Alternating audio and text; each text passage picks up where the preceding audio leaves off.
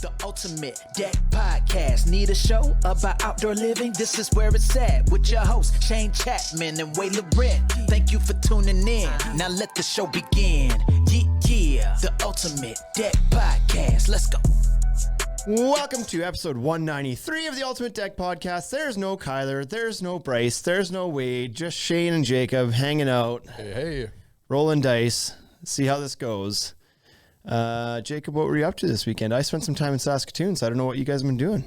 I just worked on my garden, made salsa, brought everything in. So Worked on your garden as in like you were harvesting? Yeah, harvested all my peppers, all my tomatoes, all my onions. So What kind of peppers do you make? Oh man, grow? Reapers, ghosts, habaneros. Really? You get serious with it, eh? Yeah, totally. I tried hybridizing my chilies or my ghosts and my reapers, and they came out crazy. Like I can't even eat them. Crazy hot? Yeah, crazy. Like Yeah, I would have no desire to do that whatsoever. I don't mind a little spicy food, but I will make no attempts to make something spicier than it is naturally. So. Yeah, not for everybody. Yeah, so episode 193, we're going to get into a few of our little famous card tricks that we like to play here first before we get into our topic of the day. Jacob, you got a few picked out there? Yeah, all right. So first off, our first argument is it's okay to pee in the shower. What do you think of that one? Yep. I think so, yeah. I think it's actually preferred to pee in the shower. I mean, you're using the water anyways, so... If you're about to hop in, why waste time peeing in the toilet first before you get in the shower? Just let her buck. But I've heard people argue that number twoing in the shower is okay. No, disagree. No waffle stomping. Waffle stomping?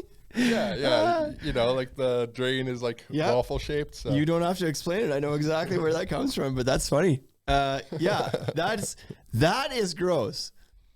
So I wouldn't recommend that. Why would you do that to yourself? But a pee in the shower is pretty innocent. Yeah, so funny story. We were out at my in-laws' farm last weekend, and I don't know how this became an idea, but my wife decided we should go out in the field, which was nothing but dirt, like just soil amongst the wind wall trees, whatever. And she thought we should dig out a mud hole and then fill it with water for our boys, 3 and 5, to go play in. So they were covered head to toe in mud. But while we were filling it up with water, both of them decided that they should pee in the hole, in the mud hole that they're about to go play in. Which, whatever. They pee in the tub, they pee in the pool, whatever. But it's like, you guys know there's not that much water in there. There's only 6 inches of water. You're not diluting your pee enough. You're going to actually play in pea mud. But mostly pee in that case. When you're 3 and 5, it just doesn't matter. And the idea of peeing in or on things is like super fun to them right now. So there's that. Peas are okay, poops are not in the shower. What you got next? So now we got Magic 8 balls are more reliable than tarot cards. I don't know that I have an opinion on this. I think they're both kind of hokey. Totally. But I mean, I feel like there's way more variables with tarot cards. I would say that Magic 8 balls are probably more reliable. There's only however many options, right? And you're guaranteed to hit on one of them at least. So I don't even know if I really understand. I don't think I've ever had a tarot card reading. Have you? Yeah, I have. Just at like I went to the psychic convention as just kind of a goof or a gaff a couple years ago. And we went through all of those. But yeah, it's definitely just inference and suggestion mainly. Right. So you didn't really buy into there's no magic really behind the cards. I don't buy into that. They just kind of like, every card means something and everything can mean something to somebody, probably. It's like, do you have this in your life? You must have this. And you're like, yeah, I'm stressed. I'm totally stressed. Exactly. Yeah, you're right. I do have family members. Yeah, I've never had a card reading done. I feel like I actually did have my palm read like decades ago, like when I was younger. I don't remember how that turned out, but it's the same thing. When somebody tells you something, you like dig deep enough in your head, you can relate something to what they're saying, and you will open a deck shop in the future. Well, that would have been pretty cool if they would have said that. That would have been neat. What you got next? Final one is fall is better than spring, and hard agree on that one. I think spring, especially in Saskatchewan, is wet and soggy and for the most part kind of miserable. So fall is nice. It's cool enough that you can get out and, jog or go biking. Yeah. Oh boy. I think this is one where we disagree, but only because I always look ahead. Because you're right. The actual weather in fall is better for doing outdoor activities than the weather in spring typically. Because is it fall now? No, not yet. 3 weeks. Feels like it with this cold weather. Yeah, well, it just cooled off today, right? Or yesterday. Like the day before that, it was 33 or 95, whatever that is Fahrenheit, 95. It's been hot, and it's just not cooling off a little bit. But in the third week of September, when it actually turns officially to fall, you can still have nice days. You can still get outside and do things, and you're right, go to the park or do whatever. And you're also right that in spring, often, like sometimes it's not super nice yet. But the difference for me is I look to what's next all the time. It's like, and so for me, fall is a sign of winter coming and spring is a sign of summer coming. And therefore mentally for me, I much prefer spring.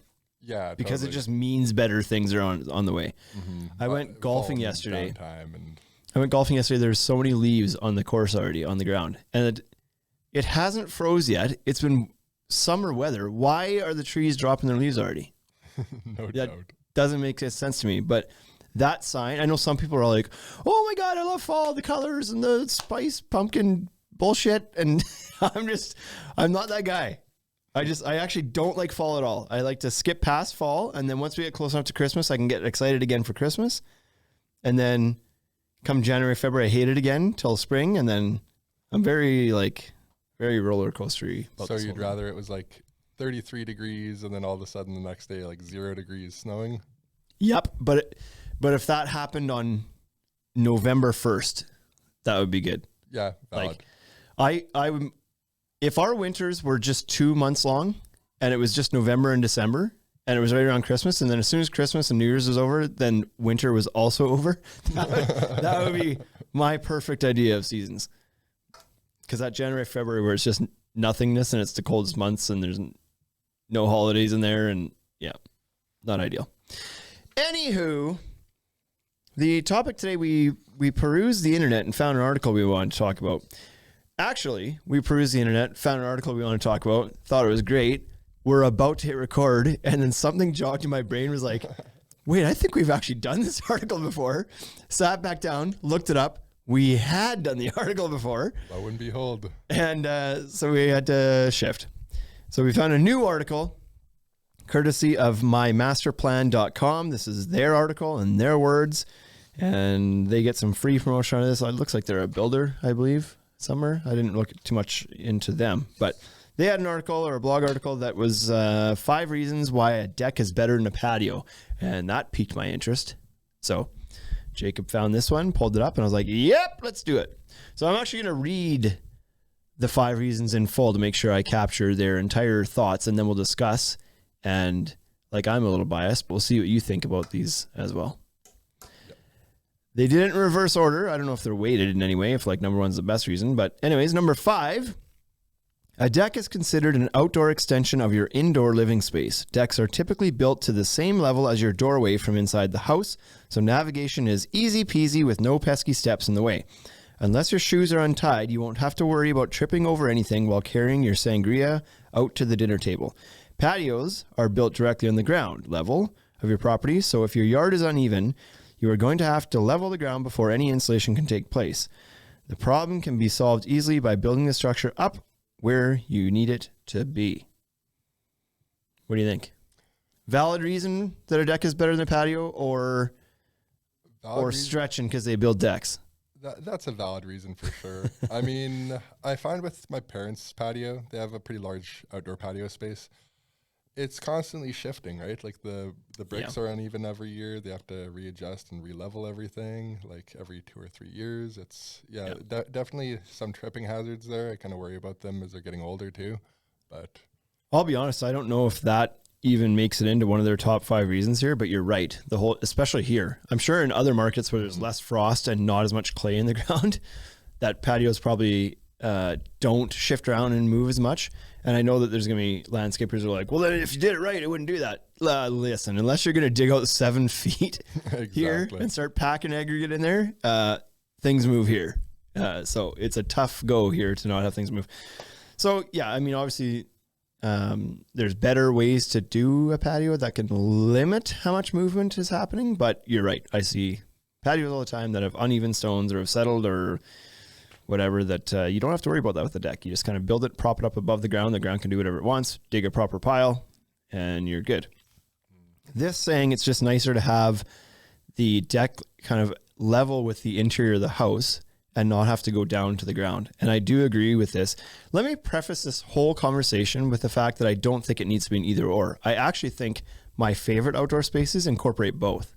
A deck and a patio is usually like the nicest backyards. Oh, definitely. But only a patio, like having to come out of your house and get down to ground level right now and having only concrete to be on is not super cozy to me. I wouldn't like only that. So anyways, I have like a pergola situation, but yeah, there's certain things you can do for sure to cozy up a space as well. But so I think what they're saying here is that a deck can feel more a part of your home. More of an extension of the home, whereas a patio is pretty tough to make it feel like you're kind of just transitioning from your home to your outside home. It's just like feels more of like a separate space. And so I would agree with that to a little bit. I don't think it's a major point, but I would agree that they transition from the interior space a little bit easier, a little bit nicer. Yeah. Number 4, in the perfect world, we would never have to maintain any outdoor projects, but unfortunately this is not the case. Everything requires maintenance, but the level of attention isn't always the same. With patios, you have to be concerned with pulling weeds and spraying mildew in between the cracks during the warm months, and possibly witnessing the rise and fall of the pavers in the winter. As for concrete patios, it isn't a question of will it crack, but when it will crack. Yes, decks require power washing and sealing or staining, but that is pretty minimal compared to the patio maintenance and worry. If your deck is built properly, the maintenance should have enough expansion and contraction room for the cold months and the warmer months. So there you go. He did get into it right away. Your comment about the patio stones shifting around and doing their thing. Mm-hmm. Composite also doesn't crack like bricks do, right? So yeah, I do think this is a valid point too. I think there's a lot more maintenance with a patio than there is with a deck, assuming that you do a deck that has maintenance-free products like composite decking. But even if you do have to oil your deck, it's like if you pick the right product and the right applicator, the right brush, it can be a pretty easy thing to do as well. Concrete pavers also need sealed every once in a while, so that's the same. You're going to brush that on and roll that on as well. But it's the uneven settling of the patio bricks that might require them being pulled up and re-leveled from time to time in this environment that is kind of the bigger maintenance chunk of it.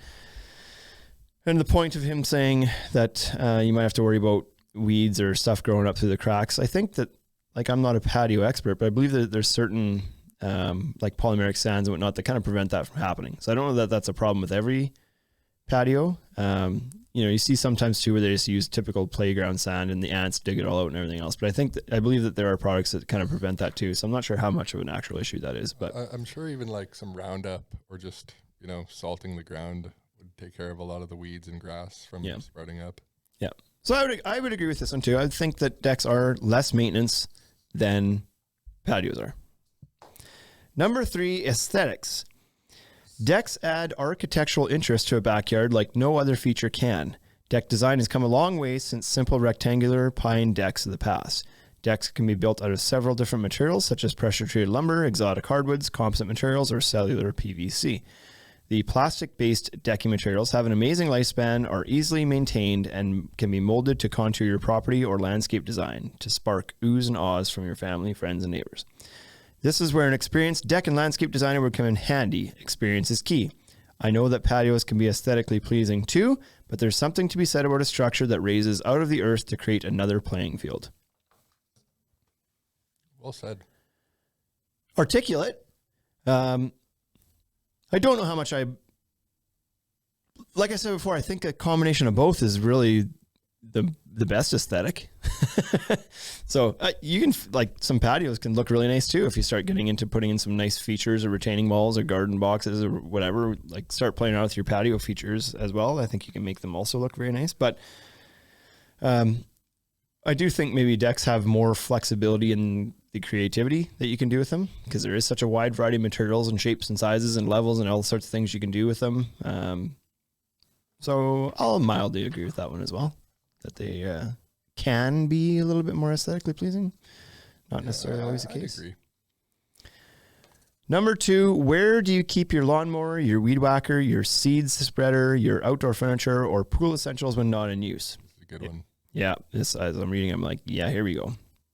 If you're a fan of killing 2 birds with 1 stone, you can add an underdeck storage space to house all of your fun outside toys. If planned properly, the underdeck space can serve as a great purpose instead of remaining a wasted space. With the ground level patio, you don't have the options for hidden storage. So now you have to start thinking about a shed or garage for your lawnmower to live in. This is there's not even an argument here. That space underneath the deck absolutely can be usable. And then you're not going to get that with the patio. So if you can create levels, tiers to your backyard, separate floors, you can carve out a lot of usable space that you wouldn't get with a patio. That's absolutely the case. And if you're talking about walkout or second stories, like patios aren't even an option for that, but a lot of people on walkout decks will put a deck up top and a patio underneath. Then you get the best of both worlds and you're using the space as well. But even on lower decks that are 4 feet, 5 feet, 6 feet off the house, that creates this great usable storage space underneath the deck. And what's your deck, like 250 square feet? That's a big shed. There's a lot of space under there to store stuff. And yeah, if it needs to be dry, there's rain escape systems or dry space systems that you can install with the decking that keeps that whole space underneath. And you've just got 250 square feet of bonus garage that didn't cost you $20,000. You just had to add the cost of the dry system if you wanted it. You don't have to be dry either. But so that's one that's pretty undeniable. Nice to be able to double your square footage of usable space when you're in the backyard. That's for sure. And then you don't have to have the shed that steals more space. So for example, a patio, if your backyard's 1,000 square feet and you do a 250 square foot patio, and then you have to add even like call it a 200 square foot shed. Well, now you've taken away from the other 750 square feet you had remaining from your yard. Whereas deck, you added a 250 square foot deck and added 250 square foot of house, kept the 750 square feet and bumped up to 1,250 square feet of usable space. So, yeah, I think that's an underutilized area underneath the deck. A lot of people are just kind of like, they build the deck and they don't worry about underneath. It's like, no, use that space. Oh, totally. Way more aesthetically pleasing than a shed as well. Like it's just kind of cool to have that under deck space. It's definitely eye catching. Well, if you skirt it in properly, it makes the whole deck look nice too. And you would never know that there was storage space under there at all. Like it's not an eyesore at all. It actually it improves the look of the deck and gives you that hidden functional storage space. So, yeah. Key thing. Number 2 is my favorite so far. Number 1, the number one reason to choose a deck over a patio, safety. There are codes that need to be followed no matter what is being built on your property. Patios do not require railings or gates because they are built on the ground level of your property. There are great benefits to having wide open space like this, but now you have to keep your eyes peeled to make sure your kids stay put and Spot the dog doesn't go running off. With any deck to be code compliant, a railing must be installed and gates can be an essential addition. You can have the comfort of knowing that Jimmy and Sally can play outside in the deck without having them wander off to explore. Can't you just have a fence and a gate? Does that also solve this problem? I would think so. Maybe number 2 was more of a number 1 there. Yeah, I don't know how you can claim that a deck is safer. I get what they're saying. So I fully get that. We do this sometimes. Sometimes we tell our kids to stay on the deck. And the reason for that is when they're on the deck, like our top level deck, they're at the height of our kitchen window. So from inside the kitchen, I can see them. No problem. I know exactly what they're doing, exactly where they are. I don't have to worry that they've, gone out into the yard or even wandered out the gate because I couldn't see where they were and what they're doing. So I guess I get it from that point. But yeah, no, that's a good justification. You can contain your children better, I guess, is what this is suggesting. Add rails and you create a corral for the kids. Yeah, basically. But you also have the other thing too, that if you don't have it properly, like if you don't have a gate, you've got stairs. to deal with that I guess those are a little bit less safe than not. But I guess if you have a patio, you have to have stairs down to the patio anyway. No getting away from the stairs if your door's a little bit higher up. Yeah, true. I don't know. I still think that probably number 2 is the most obvious benefit is having that extra storage space. But yeah, like I said, I think all of these things, the hardscape, the deck, the landscape, all play in with each other to create the perfect space, to be honest. So I don't think it necessarily needs to be an either or. Yeah, 100%. It's all some of its parts, right? Yeah. That said, just my own personal, I much enjoy sitting on a deck. So there's something about hardscape that just seems hard and cold to me. Like I don't like putting my chair, like I don't like walking on hard concrete, and I don't like having furniture on hard concrete, and there's something about it just feels hard. And like, I know you can soften the space with a lot of different things, but at the end of the day, it's still concrete. A lot of these products, right? Sure, you can get some other softer options, I suppose, but decks just seem a little bit softer, a little bit more cozy, or a little bit more inviting. Yeah, I kind of feel that way. Plus, I also think you have more color options with the deck. I know pavers and whatnot come in a wide variety of color options, but at the end of the day, they're all muted because they're all like it's colored concrete essentially. Yeah. And I know that when you apply a sealer to them, it can make the color pop. I know you can do that a little bit, but if you're looking for something that really brightens the backyard, there's really no limit to what you can do with composite decking and powder coated aluminum railings because all the color options are available. 100% of them, and they're all vibrant. They don't need to be, they're not kind of like a duller color, so they can really add to a splash of like excitement or color to your space for sure. But I also think that creating levels in your backyard does a lot, and that's much easier to do when you can come out of the house at the height of your door and have whatever the height is, 4 or 6 feet worth of level changes and whatnot if you want, rather than getting down to a ground level and maybe having one step down to a lower patio or something. But yeah. Anyway, we sell deck products, so of course I feel that way. Anything you wanted to add to that there, Jacob? No, pretty solid article. Again, maybe ordered a little incorrectly. I definitely agree with you where concrete is a little bit more oppressive feeling, right? It's just not as inviting. A composite deck space is way more pleasant to be in. Yeah. For example, and this has nothing to do with a deck per se, but have you ever been to what's that bar called down in Harbor Landing? The Great Canadian Brew House. Is it Great Canadian Brew House? I always get it wrong. So have you been to their patio? Yeah, it's all brick, right? It's all grass now. Oh, it's all grass now? I think it used to be just concrete. Like it was a typical concrete patio with the pergola over top and the privacy walls around it. Like you'd find at most restaurants. Yeah. There was nothing special about it. They've now put artificial turf on that's the patio floor. And then the back, the benches, the seating against the privacy wall around the outside edge, they built up composite deck, like bleacher, kind of like a raised box to put the tables up in there. It feels way cooler, way softer, way more cozy now than it ever did when it was just a typical concrete patio. And the grass has a lot to do with that. Just softer materials adds color, but that's what I'm saying is that the materials used in a deck are a little bit softer. They pop more color. They're just more cozy and inviting. And that's just an example of like there was a good before and after there. It was like hard, nothing special, old like typical concrete patio to using some materials that soften the space and add color. Now it's like I think it's one of the cooler patios in town. Yeah, no, that sounds inviting to the point that I think I'm going to have to go there this weekend. Right? We might have to go for lunch there right now. Let's go. Okay, thanks for tuning in, everybody. I hope you have a great rest of your week. Hope the weather stays warm for you and keep on building. We'll see you next week. Peace.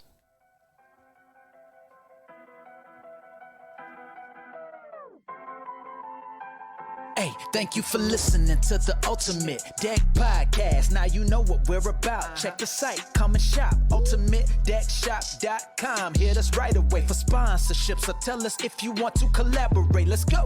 Check us out on any social networks. Thank you for listening.